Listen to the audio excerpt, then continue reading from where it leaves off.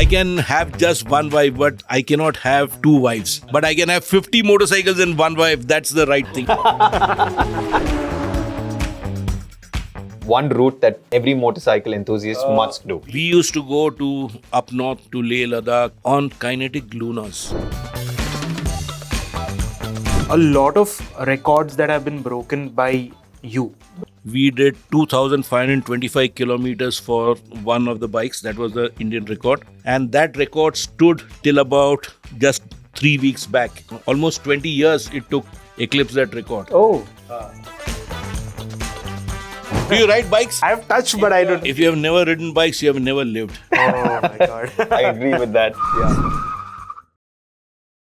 Hello BO fam and welcome to the 13th episode of the Barely Opinionated Show. This episode is a very unique one because we have Mr. Adil, who is known as the father of motoring journalism in India. He has a career spanning over 4 decades and has become one of the most well-known names in the Indian automotive sphere. He is the go-to person for the biggest automotive brands in India and around the world to test, give inputs and write about the new releases. He talks about his massive automotive collection, world records that he's made, and also helps us understand what we should buy for ourselves. This is a very insightful conversation, especially if you love cars, bikes, or any other automotive. Before we go ahead, please make sure to like this video so it can reach more people and subscribe to the channel to keep up with our content. So let's jump into it. Thank you so much, Mr. Adil, for joining us. Just call me Adil. Mr. makes me prehistoric dinosaur. So Adil is good enough. Okay, I'll call you Adil. So, for the people that are watching, of course, you would have already heard his intro that I've given. But Adil, we met him last night and his story was so interesting that overnight we decided to do a podcast with him. So Adil is basically a motor vehicle enthusiast, particularly bikes. Yes? First cars, close second. And he's been in the industry for over 45 years and he was the first person in India to start a motor vehicle magazine. I also have Vikram here. He heads digital at the Hub Bengaluru and he's here because we have a motor vehicle enthusiast. Automobile. The term is correct, automobile. Automobile enthusiast, but I am not one. So that's why I had to get Vikram on the podcast because he would be the one who would be able to level the playing field. Still a rookie, learning from the best. That's okay. Everyone is a rookie once in his life. Adil, I want you to first talk to me about why did you get into motor vehicles? We used to be in motorcycle racing and there was nothing being written about racing. So we were very fortunate in Pune to have a very appreciative newspaper there by the name of Pune Herald. And they got me saying, okay, we want to help the sport, but we don't have the domain knowledge or expertise to write. So while you're organizing, you're administering the sport, would you be keen to write about that as well? So I started writing from that. And I think that was really speaking the key to unlocking all my fantasies because I'm a qualified mechanical engineer by academics.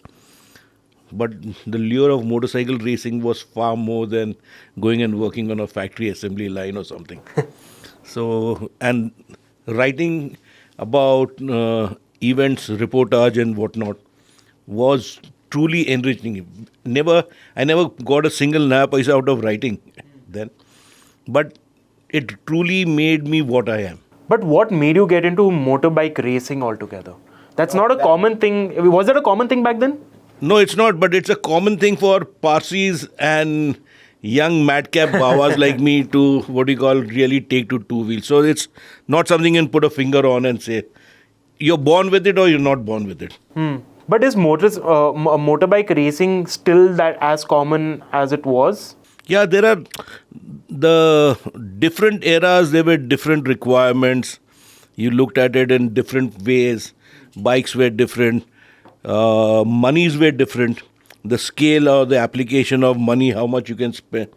So yes, it was there, but everyone who loved motorcycle racing is a sport for the common man. And I said this in a sense that car racing, you can become a millionaire, but you start with $1 billion first. So in motorcycle racing, it's just, maybe you could say, the most die-hard enthusiasts who will beg, borrow, steal, murder to go racing. It's like that. So, and that was the earthiness of the sport, Very interesting. Back in the day, right, the infra did not exist for such sporting events, right? How did you go about navigating through that? There's nothing to navigate. We used to just get together and you have to improvise. And more often than not, in India, for racing, the general term, everyone, Sholavaram in Madras, Loigaon in Pune, Yelahanka, Jakur and Agram in Bangalore, Barakpur in Calcutta. These were the centers for racing because they used the aerodrome circuit and they would. But after the 1965 war, a lot of these things were out of bounds for many of us. But being Sholavaram being the one circuit where nothing was happening and it was too far away from Pakistan, so it never stopped. So that thing happened. But Loigaon stopped. Yelahanka went out in fits and bursts. Agram stopped. Barakpur also fits and jerks that way some years. So if you do not have a tarmac circuit, so then you start doing something else. You focus on what you can do on dirt. So off-road, then we started motocross, we started dirt track racing. So we improvised and we made it a big ecosystem across these mediums of the sport. Very interesting. No, and does motorcycle racing still happen? Yeah, absolutely. Yeah? Absolutely. But how is it controlled by, is there any influence of the government in it, or is this completely Thank off the God book? there's government plays no role. It does. The only sport it knows is politics. So let them have their sport, but let us keep our sport. A lot of enthusiasts, I've seen like kids, they resort to like, racing on the streets because they don't have, places to go to, or they don't have like a set, infra where they can really showcase their skills. Have you tried any of those crazy things back in the day where you used to race? No, I'm no. It's not. Let me put it in a different way. In the 70s, when we started off with racing and all that, the density of vehicles on the road was maybe 5% of what we see today. So there were open spaces, roads were lesser, but they were better, traffic was less, there was still a lot of courtesy on the roads and whatnot. And we had enough and more roads outside of Pune city to go and do whatever hooliganism we could do on two wheels. So yes, it was. Unfortunately, what has happened is today's, like I said, I was speaking to you, we were fierce rivals on the racetracks, all of us. But that was from the start of the drop of the flag to the finish of the race, we were cutthroat rivals. Once that was over, it was back to normal as friends. Today's thing is very, very different.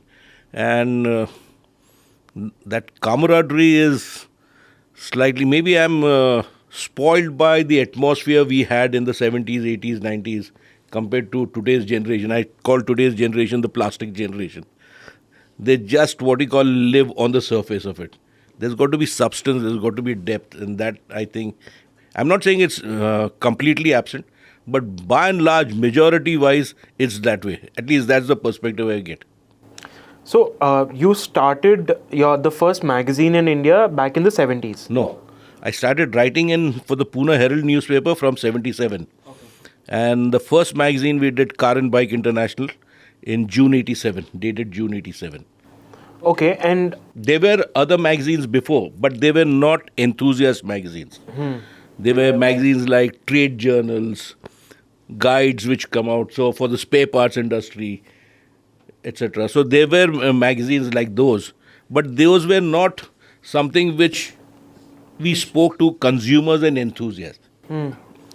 This Car and Bike International was the first magazine in the country to do that.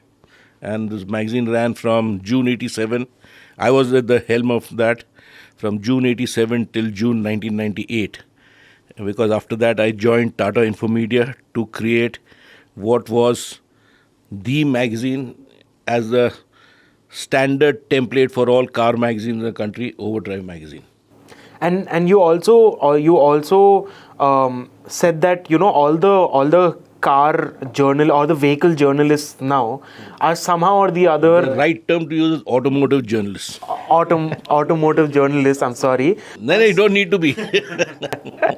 are all in somehow or the other have worked with you in some capacity. Yes, it's very fortunate to have people who display a bent to learn. And one of my strengths in life is I'm not a defensive person in that sense. I'd like to share my knowledge. You can share as much knowledge as you have got and it'll never lessen. So you need to have that conviction within you, whatever. So it's written in your destiny how far you will go or how far you won't go. But that should not mean that you cannot stop mentoring, you cannot stop sharing your life. If you share, I always say, cars don't like cars. People who like cars would like to discuss cars with other people who like cars. So that's how that framework of this whole way of life has to be structured. And this is exactly so. I've mentored probably 90% of all the editors, present-day editors in all the magazines. So they worked with me. Amazing. I have two questions for you. Yeah, you can have One is 20 year. talking about mentorship. Did you have a mentor when you started off, or did you look up to someone who could guide you in that on that track? No. My uncle was one strong guy because he ran a very fine motorcycle dealership in Pune.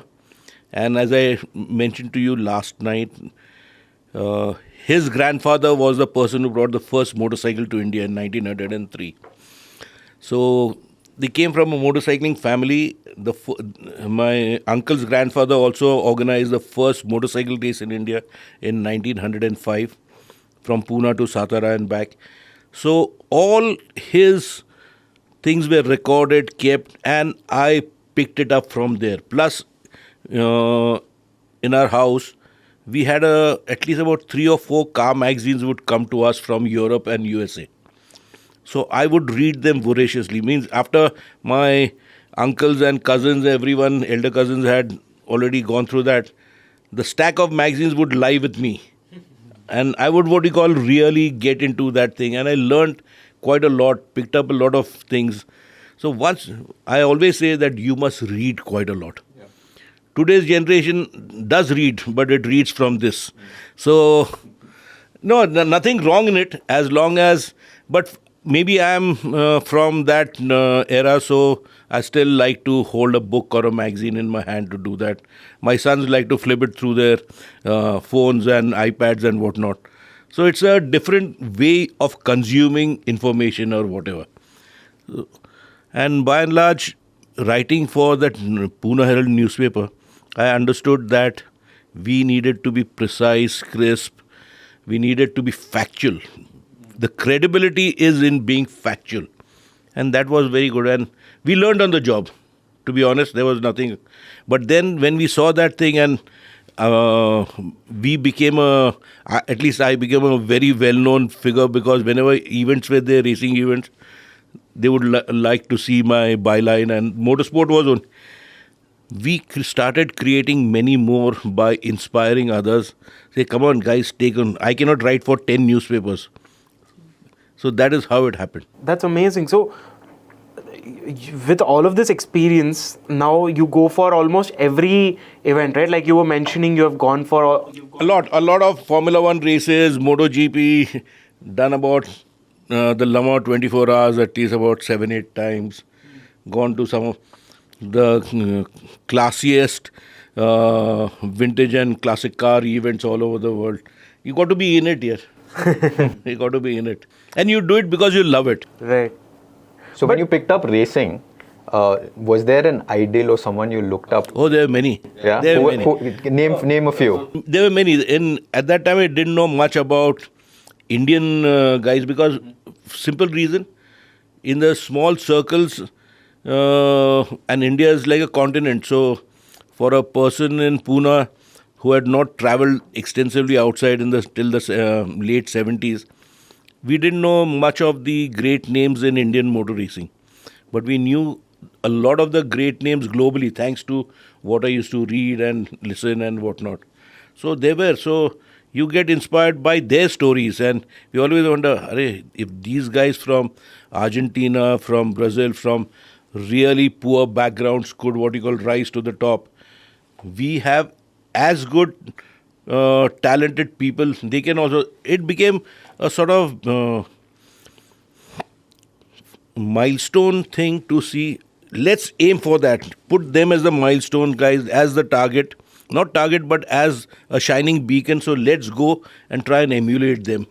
Use their journeys, learn from that, and see if we could what you call do that. But because socialist India was very different after independence, there was a different criteria for how our country was going across. Nothing wrong in that, because we needed to, and India didn't have food for a long time to feed all its people. So motor racing and such pursuits came very low down in the order of priorities, You saying that, I wanted to ask you, getting into motorsports even now is somewhat of a privilege, right? Like you need some sort of a background wealth to be able to. I told you about that. You can become a millionaire if you start with $1 billion. So that is. But let me also break one myth. You go mountaineering, and the cost will scare the hell out of you. They are even more than going motorcycle racing or motor. So what I'm saying, the perspective is that we don't associate costs there, but we associate costs here. So I think you need to be a little balanced about that. So in that sense, yes, it's an expensive sport. There's no two ways about it. Hell, for that matter, you look at tennis, it's an expensive sport as well. The amount of trainers you have got, the amount of time you spend across over there. You need to be so dedicated to your craft, and you need to work and you need to succeed, because that's what will pay the bills.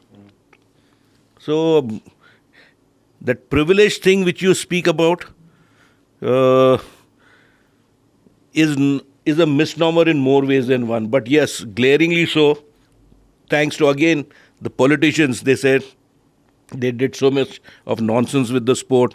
Say, it's a fuel-efficient sport, this, that. But they don't understand, because of the sport, vehicles have improved dramatically. They have become more powerful and even more fuel-efficient. So trying to teach them physics and chemistry is not something which anyone mere mortal will succeed.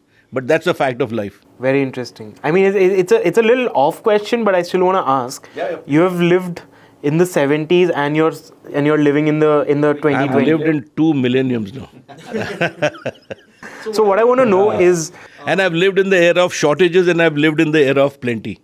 And that's what brings me to the question where, because you've experienced the two sides of it, did you prefer the socialism side of the government, or did you prefer the I would say the capitalism side? No, there's no capitalism. Here, honestly speaking, you need to be competitive. There's a term in racing, competition improves the breed. We have to stop being a country which celebrates mediocrity and penalizes meritocracy. Capitalism, etc., I don't want to get. It's about mediocrity and meritocracy. Let's aim for meritocracy all the time. Amazing. That's a great answer. Yeah, but that is what the country needs to do, Correct. I mean, talking about, like, especially in motorsport, we've not seen, like, apart from the Karun Chandhok's and the Naren Karthikeyan, we've not seen anyone else, step up and really represent the country on that stage. Why do you think that's so? Because there was a time when we thought that, like Formula 1 and now MotoGP is also coming into India. I feel there is talent, but no one's really being placed on that platform. Why do you think that's happening? Yes, it's a logical question, and it's absolutely apt. The question is, in India, we start off in the sport after 18 years of age. So there are 2-3 reasons. One is parental and our Indian way of life. The mother will say, don't climb on the bike, you'll fall down, you'll get hurt. You should allow the child to climb on let him fall down. He will learn next time how he has to climb up without falling down. That overall thing of taking so much care around that thing precludes anyone. So a compatriot for an Indian racer in, say, a place like Spain or Italy, they start at 7-8 years of age. That's true. And they are nurtured. It's not that they are said they're taken away from the academics. The academics go hand in hand with their learning to race.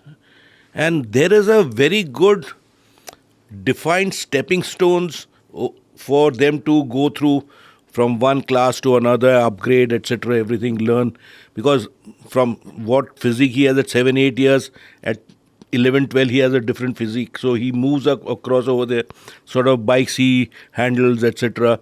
He learns more, he becomes a little braver, etc. He becomes a little more skillful. So all those things matter. Here in India, we are frowned upon. You want to become a garage mechanic, motorcycle? So there is a social aspect to it. There is the, what do you call, Indian way of looking at things. We don't have grassroots foundational stuff across the way. We are simply catapulted into the top. You cannot succeed. And the National Federation does, sweet God, nothing to nurture this. Now, I want to ask you, what has been the change in the way motor vehicles have been structured or have been built from when you started in the 70s to now in 2023? Not just 70s, but I was exposed to the automobile almost since childhood, in the late 50s onwards. Family had cars, bikes, so it was a big draw. Even sitting on my dad's motorcycles and making sounds as if I'm racing across, getting behind the wheel of the car and twirling the steering wheel. So we were exposed to that. And that time ambassadors were a big thing. There were only 3 brands in India at that time. The Hindustan Ambassador, the Premier Padmini, the Fiat 1100, which became the Premier Padmini. There was a Standard Herald. Yeah. And there was also the Mahindra Jeep. So 4 cars across over there. But we had a lot of British cars and American cars which used to be made in India till the late 1950s, before the government stopped that and all that. So we had fairly a good exposure to cars. And a lot of cars from that era stayed with us till almost about till the end of the 1980s. So it was a simpler, there was no emission regulations then. We had... Safety wasn't the same. No, again, because at that density of vehicles was pretty less. Right. Yeah. Okay, and not many could afford even a motorcycle. Yeah. The mopeds were there from the 50s itself, but when a bicycle used to cost about 70 or 80 rupees at that time, I remember, Vicky moped would cost about 2,000 rupees. Wow. So, and then as we went across, when the Luna moped and then later on the TVS 50 moped came in, they started giving a good stepping stone from the humble bicycle to that, a motorized bicycle, so to speak. And we had the Bajaj scooters, we had the Lambretta scooters, we had the Rajdoot motorcycle, Javas, Royal Enfields. And they were all in different classes. So everyone survived well together in that sort of, there was no competition amongst them commercially and all that. How much did a car cost back then? Like an Ambassador? An Ambassador in the late 60s would cost about 14,000 rupees. That's a lot of money back then. Think about it. It is. Time, yeah. You'll just get 2 tires right now for that. So true. And what were your favorite brands when it comes to motorcycles and cars? And also Now or then. Back then. My first favorite was a Norton because my dad had a Norton. Okay. So Nortons always dominated. Even today they dominate the mind because they went racing as well. Norton is the most famous name in British motorcycle racing. So that was obviously the one thing which happened. BSA was another one because my dad's cousin had one. And both my dad's cousin and my dad bought their first motorcycles together on January 1, 1949. So dad, though, of course, sold off his Norton, but his cousin, my Jimmy uncle, he kept the BSA.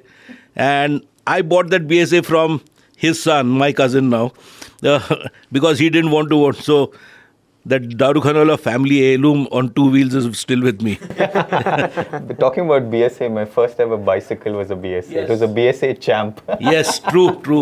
Yeah. Oh, I didn't relate. I didn't know it was the same company. Yeah, so BSA used to make bicycles. A lot of companies in Triumph used to make bicycles before they went. So Java used to make bicycles. The parent company of Java before they got together. So a lot of Harley Davidson was in cycles. Many Peugeot were in cycles before they started making cars and motorcycles. So lots of brands started off from there. You also mentioned that you're a huge Java enthusiast, right? It's just because I've written a book on Java doesn't make me a huge Java. I'm an enthusiast of all brands. Yeah. Okay, but I want to talk about Java because Java is India's legendary brand, right? Absolutely. And it recently made a comeback to India after how many years? It was 25 years. 25 years. So, do you think Java now still has that charm that it had back then? Yeah, it's like you have to evolve also as a brand or as a person or any way of life. You cannot be the same man you were in 1995 and expect to be doing the quarter mile, what you used to set times running 400 meters then and you want to do it doesn't happen. So, but you have to evolve. Java has evolved because when it stopped in 1995 and it got bankrupt, Ideal Java Limited, key thing was we were just on the cusp of emission regulations and Javas and Yeezys in India were only two-stroke bikes. The onset of all these stringent emission legislation has killed us two-stroke all over the world. So there was no way anyone does a two-stroke bike right now. Yeah. Everything is four strokes because they are the tailpipe emissions are cleaner, so to speak, compared to two strokes. So Java, the reborn Java had to be that way. It embraced that route. The form is still the same if you care to think across over there from the original Java. So you can see as first glance, oh, that's a Java. You don't need to go close to it. You can understand that. When you get close to it, you find the different details, nuances, etc. But coming back to the question, how have cars evolved or massively? Massively. Oh, you can see it. No, and you can also get shocked when you look at the sticker prices. So true. But what do you think about this evolution, right? You've been at a stage where cars or bikes were used for transportation. But now cars are like luxuries where you have like. But it was voice always control. there. It's just that in India we were not exposed to those things. Is it? Okay. Yeah, we were never exposed to that thing. Okay. The explosion started from the mid-80s with the advent of Maruti and the advent of the Indo-Japanese 100cc motorcycles. That's where the Indian automotive industry took off. Then the second prong came in the early 1990s when India was bankrupt, and if you care to remember, we had to pledge our gold to. So that prompted the market to open up. Globalization also happened. No, so that was, see, it's like this. Today we are doing a podcast. In those days we had Doordarshan, but immediately after India opened up in the early 90s, we had cable television. Yep. What happened was, the whole world, whatever was happening elsewhere in the world, was beamed into the drawing room of most Indians. And the aspiration of most Indians then was, if my compatriot there enjoys this, I also want to be doing the same. So that opened up our minds. It really unshackled a lot of myths. Once you have that happening, and like I told you, competition improves the breed. So once you are given, there was also one thing in the socialist way of life, making money or making profits was deemed very wrong. Why should it be deemed very wrong? As long as you do it correctly, legally, everything, and most Indians do everything legally. They slog their asses off, sorry to use the term, no, but they work for that. So if they work for that, they would like to reward themselves as well.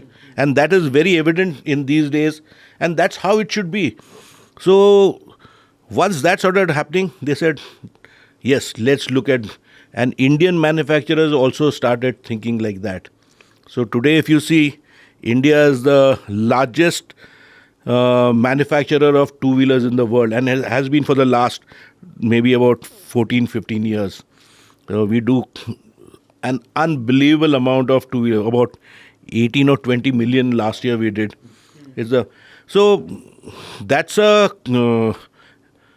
thing which we have earned. It's not been gifted to us. The country is the best in that regard. So we have to celebrate our successes also here. Yeah. Not look down upon our own thing here. Talk about Indo-Jap relations and two-wheelers. One of my all-time favorites was the Yamaha RX100, the two-stroke. Understood. So I think just that should I know. Yes, yeah, absolutely.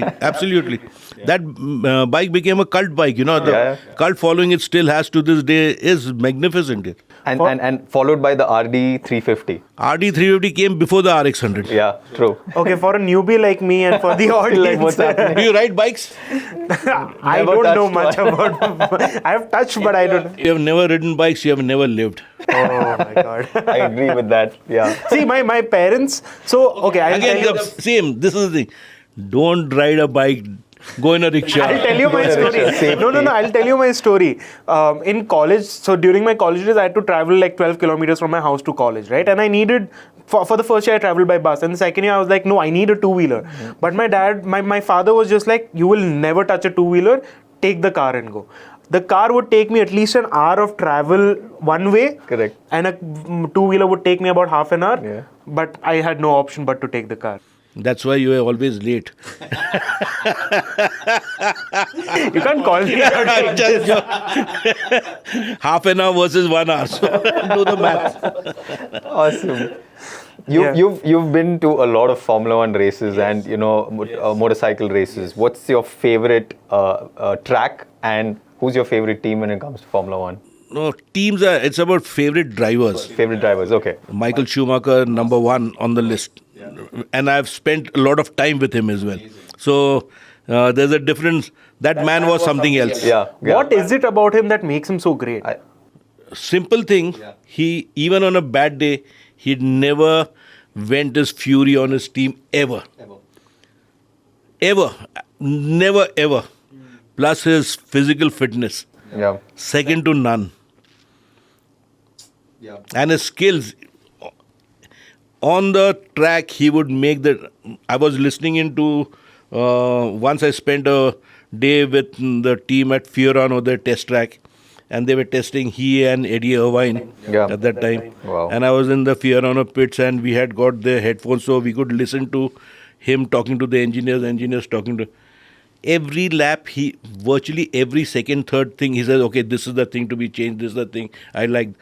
For him to do that in the midst of that thing, you need to have a very sharp, focused attitude to grasp everything and also to see what you can do to better it. He was awesome. He was unstoppable in the early 2000s. Like Ferrari was untouchable.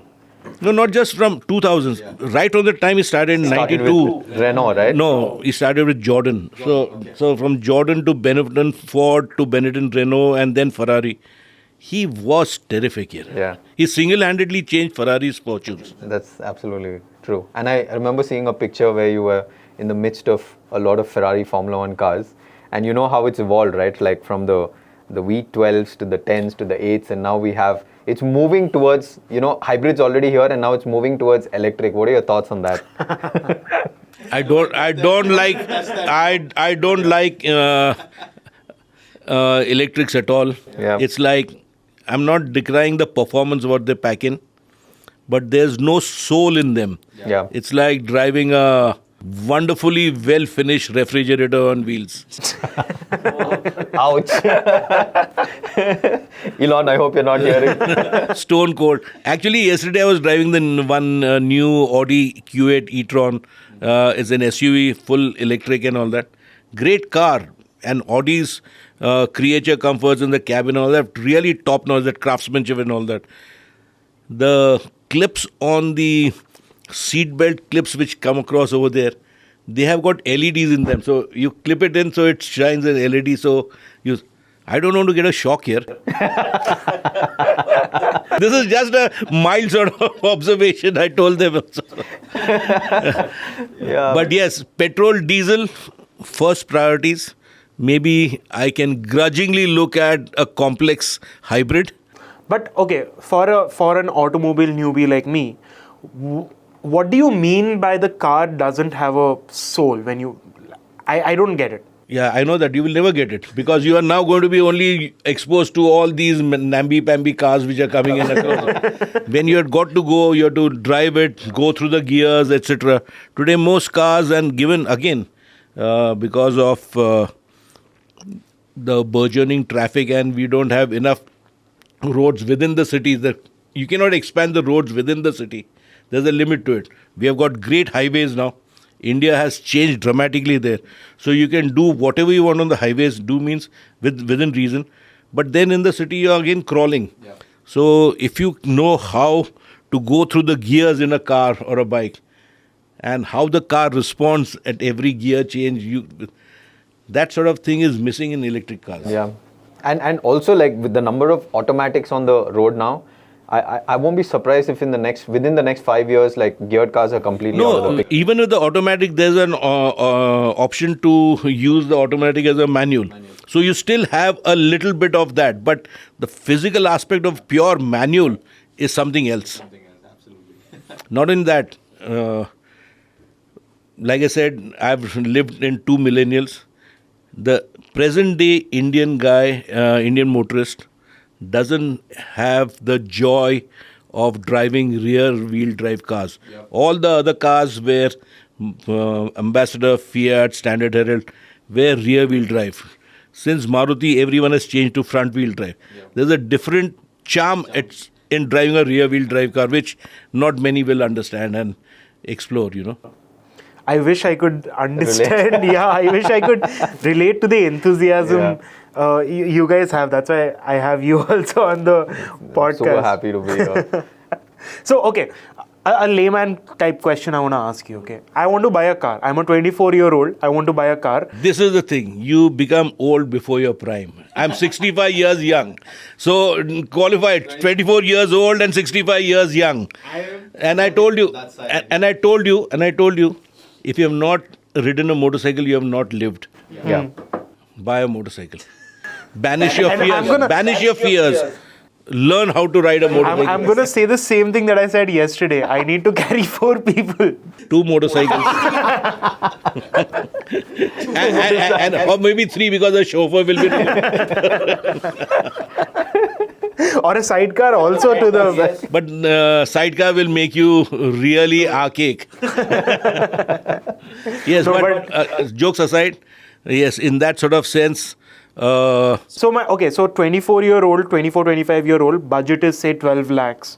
What sort of car or what sort of company or what sort of model should I go for? You should go for a car which is safe first, because at the end of the day, you're a newbie also, you want to learn, so you need to be safe. Buy a car which is safe in all respects. And in that aspect, there are only 2 Indian brands we should look at. Not Maruti at all. Tata Motors and Mahindra & Mahindra. They have got 5-star crash ratings. Their engineering is of a top-notch order. Don't shun them. Don't look down upon our manufacturers. They are really great. So go for them. What about Hyundai? They come after these 2. Any and everyone comes after these 2. Yeah. And in terms of, say, servicing or quality? No problem. Yes, Tata Motors and Mahindra can up their service game.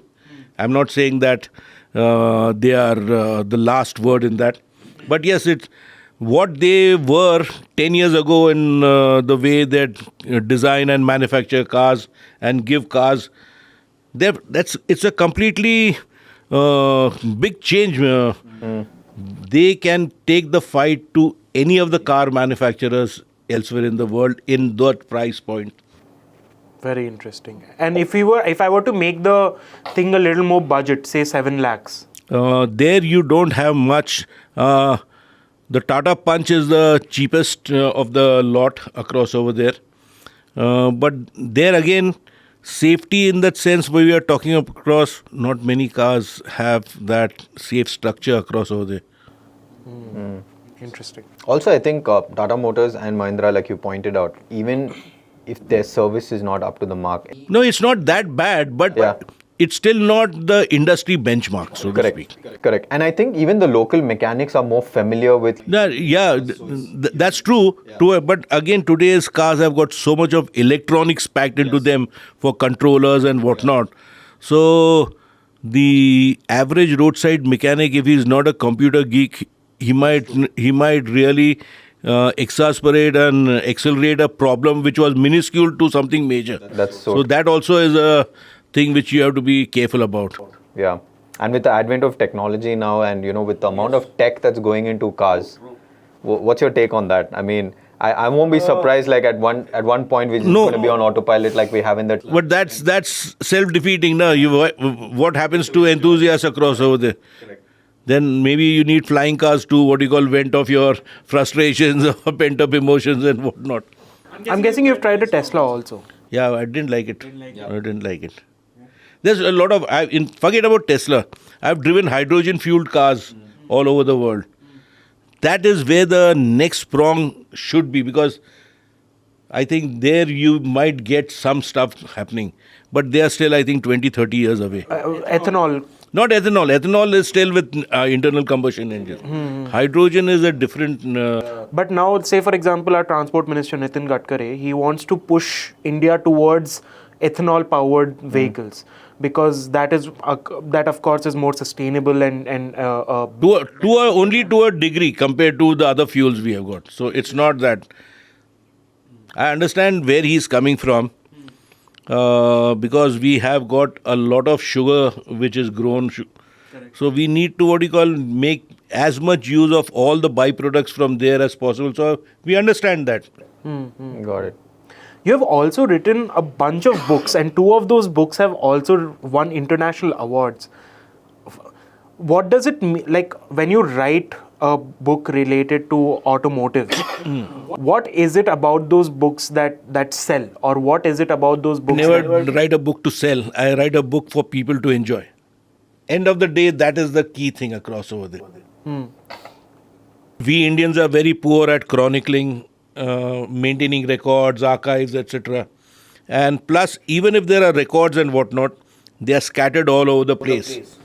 So, if we can compile all those things in different diverse facets of automobile folklore, maybe technology, manufacturer, A or B particular models, motorsport.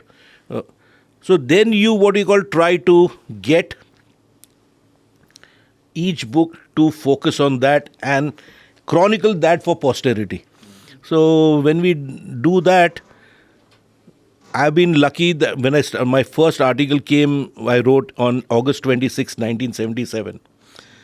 So from that time, from my first manuscript, my first photographs which I shot, I have maintained everything from that day to this day. So you can understand, I've got over 5 to 7 lakh photographs, slides, negative. Wow. And it's been, maintained in absolute fine. Though there's nothing with the slides have stuck to each other, because I always knew that I had to maintain whatever I've got. So that sort of data which I created, generated content myself with, is still there, and that's helped me. Plus, I told you about my uncle's grandfather. He was a pioneer motorist, motorcyclist. All his records from 1900 or 1899 are still there with me, with photographs from that period. So when you'll see the next book on century of motor racing in India, you'll find all that. So you need to as a nation, we need to have some repository of whatever we have done. I'm trying to do my bit as far as the automotive world is concerned. Amazing. And when we were talking yesterday, you mentioned a lot of records that have been broken by you. No, not regular. What we tried to do was motorcycle racing. There have been many different disciplines of motorcycle racing, car racing, etc. So we tried to go to record breaking was a very well defined element of motorsport, which was used to great effect by all the world's greatest manufacturers. Nothing had happened in India ever. So in 2003, when I was heading Overdrive magazine, we conceptualized this thing, let's go and set endurance records for Indian cars and bikes. So on July 26, 27, 2003, we took two Hero Honda Charismas with a team of 8 riders, 4 per bike, from Overdrive magazine itself, from within my team itself. And we rode those 2 bikes at the National Center for Automotive Testing in Ahmednagar. They have a bank circuit for testing. So we hired that track and we did 2,525 kilometers for one of the bikes. That was the Indian record. And the second bike did about some 30 kilometers less. So we set the first Indian, and that record stood till about just 3 weeks back. Oh. So a larger capacity bike on a better track beat it right now, and beat it handsomely. But then it's almost 20 years it took for someone to eclipse that record. Right. Okay, so that's okay. Records are meant to be broken, and that's what you said. But we set the benchmark, and a week later, we the same VRD track, and we took 2 800cc Maruti Altos. At that time, Altos were also coming in 1100cc form. Yep. Right. So we took those 2 cars, and there also we set a record for cars. We did 3,030 kilometers in 24 hours. Wow. So if we had done these 2 this cars and the Altos at the Nat tracks which is there, we would have surely added at least 300 to 400 kilometers more to our record then, because that's the nature of the new track. Terrific thing. Then in But 3,300 kilometers. 3,030. 3,030 kilometers in 24 hours. That's a little over like 110 kilometers per hour. Wow. That's insane. Okay, but hold on a minute. We're not finished as yet. Okay. Yeah. in 2016, I got talking with Tata Motors in 2014 itself, saying that they were really stuck in a rut, because public perception of the cars is unreliable, not powerful, not good, this, that. They had just come out with the Tata Zest and the Tata Bolt at that time. So I drove the cars and I said, listen here, these cars are strong, and I propose we can do something. If you agree to what I am saying, it may dispel the myth behind your unreliability and you're a fuddy-duddy manufacturer and all that. And they really took that germ of an idea and said, okay, let's expand on that. So I did all the planning and whatnot. And we were ready to go in 2015 to do a 50,000 kilometer non-stop endurance run at the VRD. It so happened that just about 7-8 months before we were supposed to do it in January 2015. But something happened and it was delayed. Then in mid 2015, I was called and said, we want to do it, but not with 2 cars. We were supposed to take 2 Tata Bolts and 2 Tata Zest, 1 petrol, 1 diesel, 1 petrol, so that we would have records for a sedan with a petrol engine, sedan with a diesel engine, hatchback with a petrol engine, hatchback with a diesel. The diesel came from Fiat, whereas the petrol engines were theirs, Tata Motors own. They called me in the mid 2015 and says, we are not going to do the diesels. We only want to do all Tata things, which was very good, very bold in the mind. But we want to do 2 other cars. I said, which others? He said, we want to do they were just developing the new Tata Tiago then. At that time, it was known as the Tata Zika. Yeah. Okay. Yes, I we want. So, will that? I said, I want to drive the car. So, it was still about 8 months away from being launched. But I said, I need to spend 1 day with the cars and at your test track. Spend 2 hours with the cars. I said, yes, these cars will do. So, they had a Zika petrol and a Zika diesel as well. So, 4 cars we had got. Then suddenly the Zika pandemic broke. Again, it went back to the drawing board. Again, it was delayed because you can't do a car which is glorifies a disease, so to speak. That's true. Zika virus. Yeah, the Zika virus, yeah. So that's why the term changed the thing to Tiago. And 2016, February at Auto Expo, the Tiagos were revealed to the public. And in March 2016, we started this 50,000 kilometer run at the VRD. We set records which I don't think will ever be attempted, forget about being matched. We did 50,000 kilometers in 16 and a half days with the Tata Zest first, then the 2 Tiagos, and then the Bolt. The Bolt was unfortunate because thrice during the course of the attempt, it suffered bird hits and broke windscreens. So wow. even changing windscreens and curing them for that thing would take an hour and a half. At what speed were you going that the 100 and 125. On the straights, we're doing 140, 150 kilometers per hour. Birch track on a road? Yeah, it's been... But in Ahmednagar, we are in a forested area where the track is there. And so we suffered from that. So, but yes, so the Zest was the fastest and it's the record holder. Then the 2 Tiagos, petrol and diesel, and then the Bolt, petrol. So we did that. Epic. You also mentioned one which was very interesting, which was 2 Kinetics, which you rode through the Sahara Desert. Yeah, we have done some really, unimaginable things which even my parents were saying, what are you going, daft or what? But then my mummy also said one thing when we started the first magazine. Adil, what are you going to write in a magazine? There are 3 cars, 3 bikes. What are you going to write in that? I said, don't worry, mummy, we'll do that. So, 1991, we planned to do it in 1989 to take no scooters that ever crossed the Sahara Desert. And our first plan was to go and do the Paris-Dakar route on a scooter. On scooter.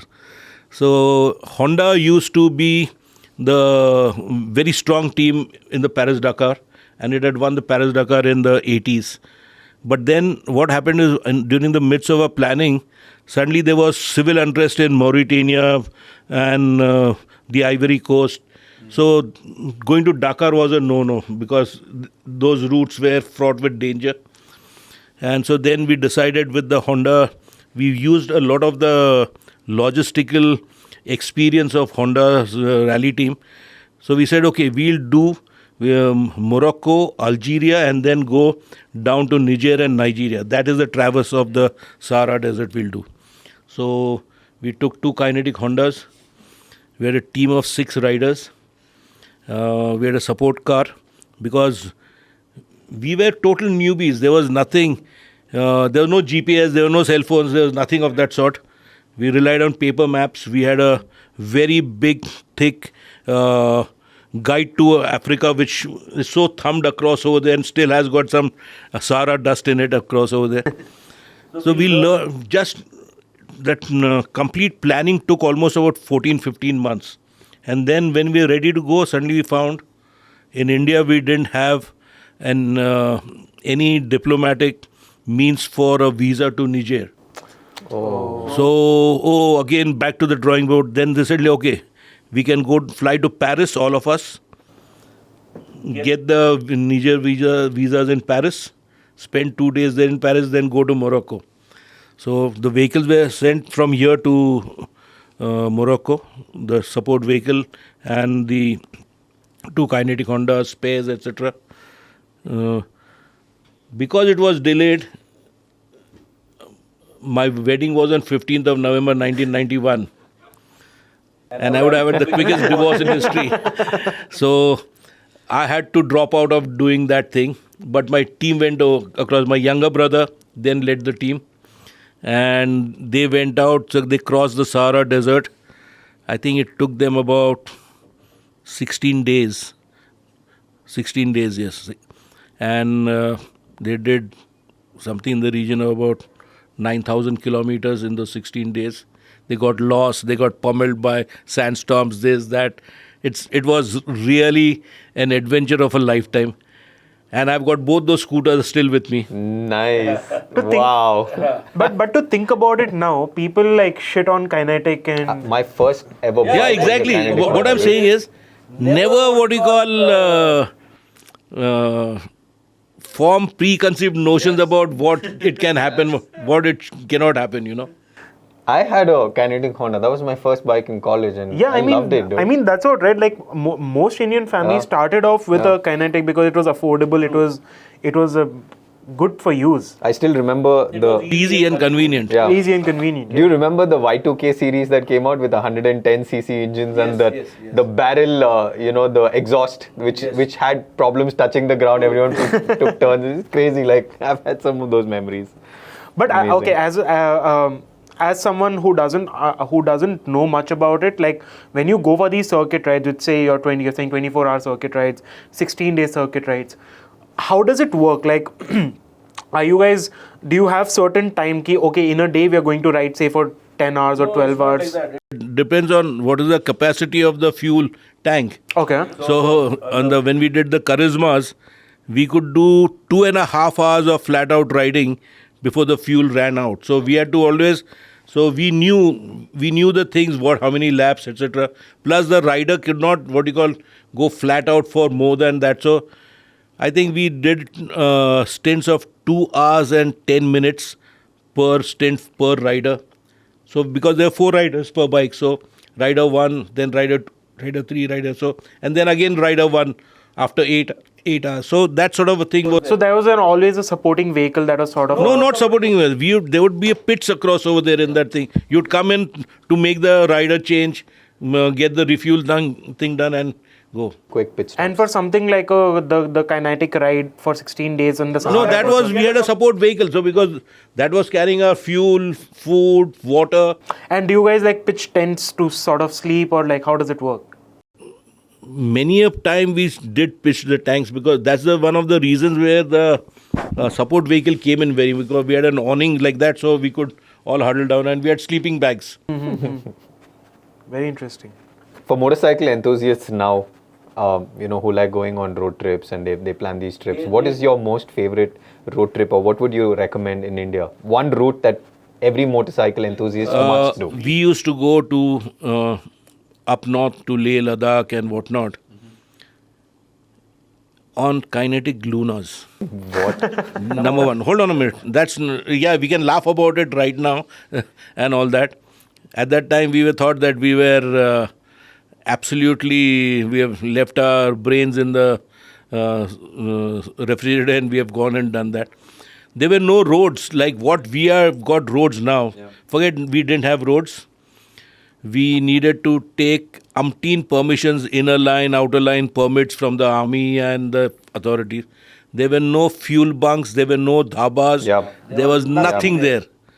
So that was pure adventure. That was really pushing the boundaries of the human spirit, because once the cold sets in, you don't know what has hit you. And if there's wind and it hits you along with that, you're screwed, man. Yeah. You're totally. So today, I did this trip on Leh Ladakh in the 80s. The Himalayan Rally I used to be the press officer for the Himalayan. So we used that. So by that time, little bit of habitation started appearing in the Himalayan hills and whatnot. So we were okay. But there were still no roads, nothing. Today, when you go to Leh Ladakh, you go on the best tarmac in the country, wide 4-lane roads. So where's the adventure? Huh? Where's the adventure? So and then these guys come across. Every Tom, Dick and Harry goes there and says, I've come back from Leh Ladakh. Yeah. It's great as a conversational piece. But yes, you should have done it earlier. Interesting. Okay, again, similar question. 24-year-old, my budget is say 1.5 lakhs. What is the bike that I should go for? It depends on what is your mental makeup. Are you a rabble-rouser? Are you a man who, wants both the feet on the ground? And also think across over there that can you handle the power? What you need? So there are too many variables. I'm a layman. I do not understand. I need it for my regular use. Buy a pair of Adidas shoes. Save some money. Learn how to run on. And mind you, I'm not paid by Adidas to say you can buy any brand of shoes. No, but running 10 kilometers will be a problem every day. I can well imagine, yes.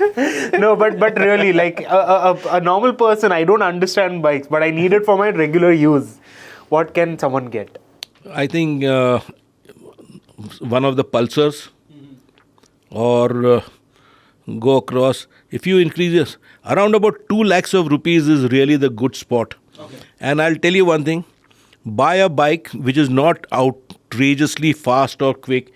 You need, how you sit on the bike defines how safe you will be. So you may get dazzled by a KTM and whatnot, it looks racy, but if you cannot handle the seating position there, you'll never be comfortable. The key thing for safety is how comfortable you are on a bike. So first look at that, and then whatever money you have got, you spend. Very interesting. What's your favorite motorcycle right now? I've got many motorcycles. Name one, just one. No, it cannot. One. Okay, the top 3. No. I've got 27, so I love all 27 here. I'm a big polygamist when it comes to motorcycles. Got it. Okay. Understood. In real life, I can have just one wife, but I cannot have 2 wives. But I can have 50 motorcycles and 1 wife. That's the right thing. Then let me ask you this. Like I asked you this yesterday, but let's hear this again for our viewers as well. What are the 3 brands that you would love to bring back from yesteryear? One of my favorite brands is Lavada, an Italian manufacturer. Ducati is already here. It was in the doldrums for a long time. NSU, a German brand. Yep. Very, very good. And maybe there are still some more British brands which are lost to us. One big name is Vincent, but then that at its peak also, it was in the top drawer. So I don't know how well it will be welcomed with, because Vincent was the epitome of high performance, the first production 100 miles per hour bike, so to speak. That's how it was advertised.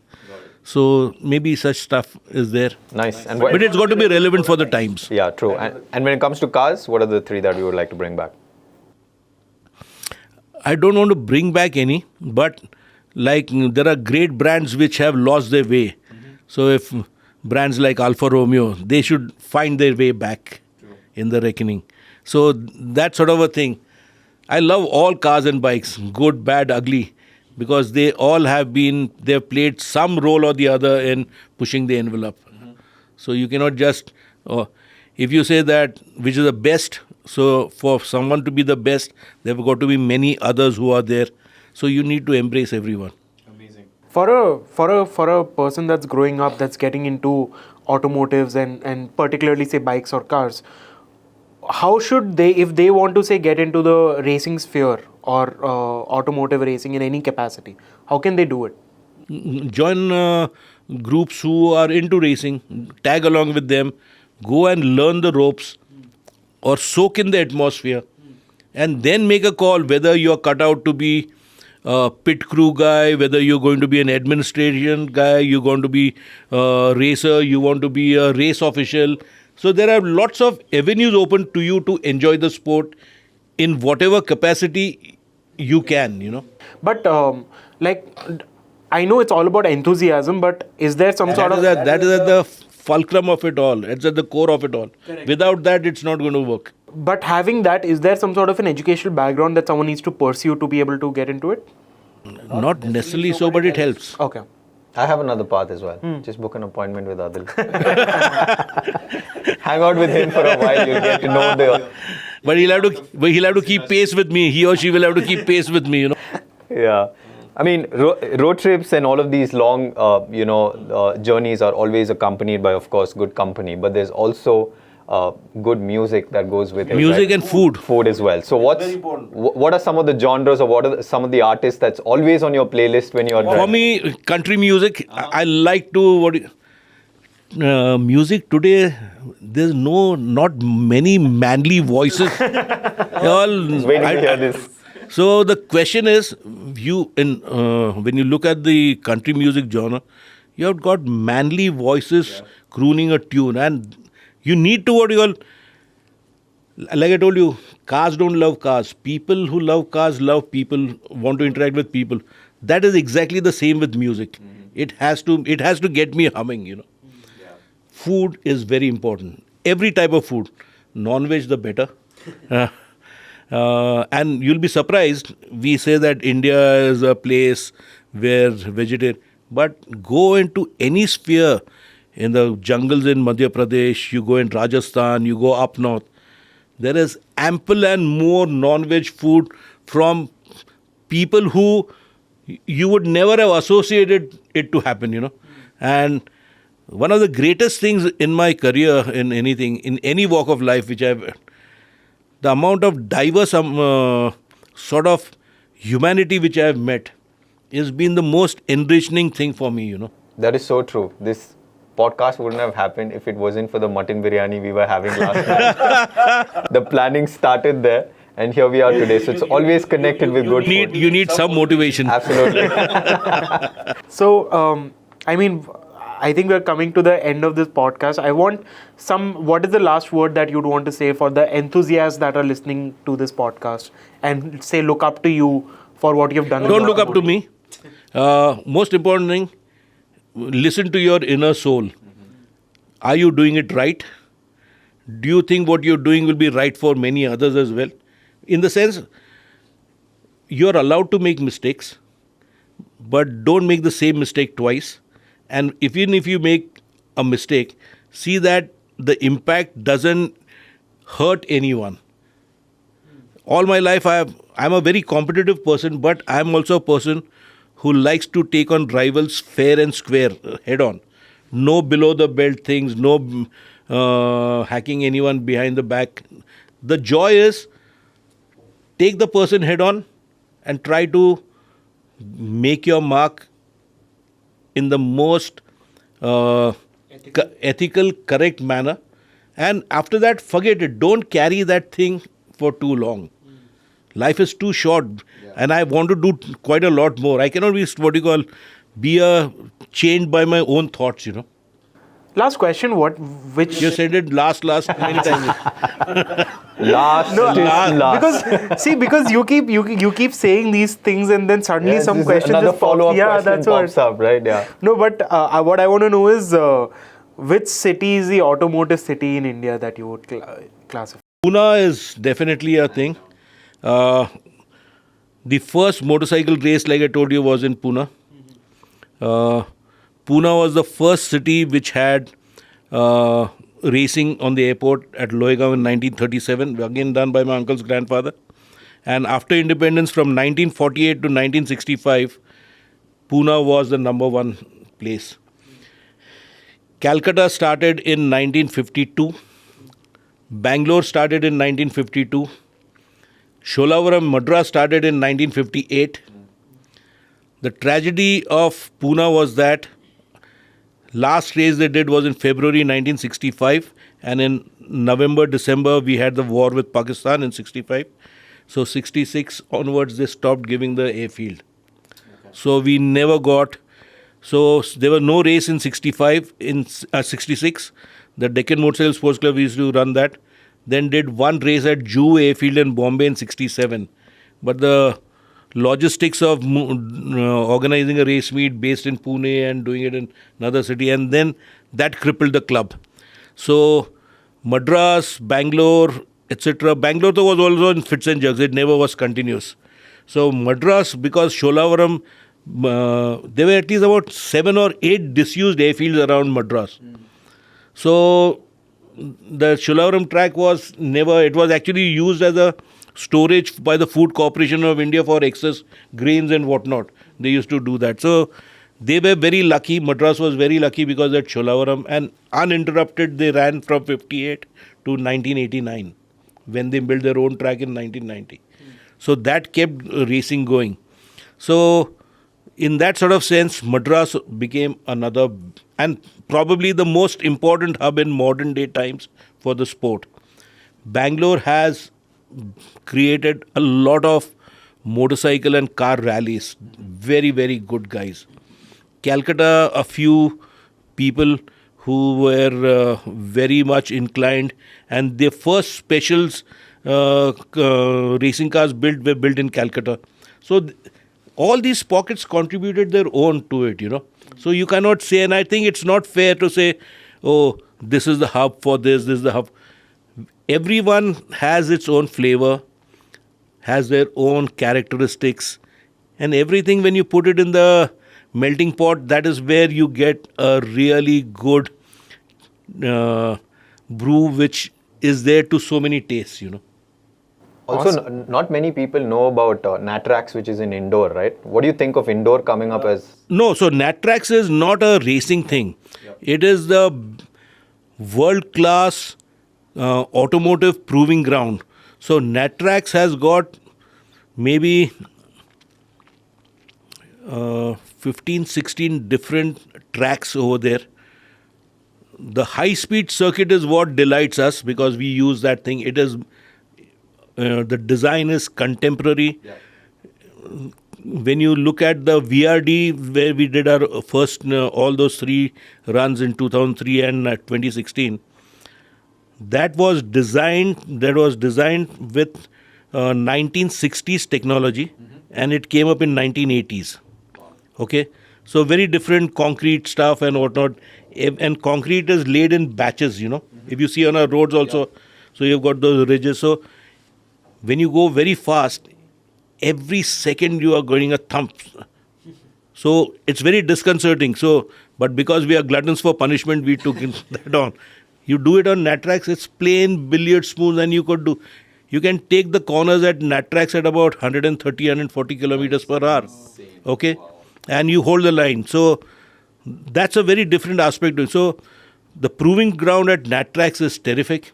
It is the most modern test facility, automotive test facility in Asia.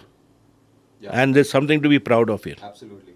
I recently came across Natrax. I must tell you one thing, that many a time we Indians are our own worst enemy. Yeah. We tend to look down upon our own efforts when we should not be doing that. Couldn't agree more. Awesome. That's a good note to end this podcast on. Thank you so much, Adil, for sharing everything that you did.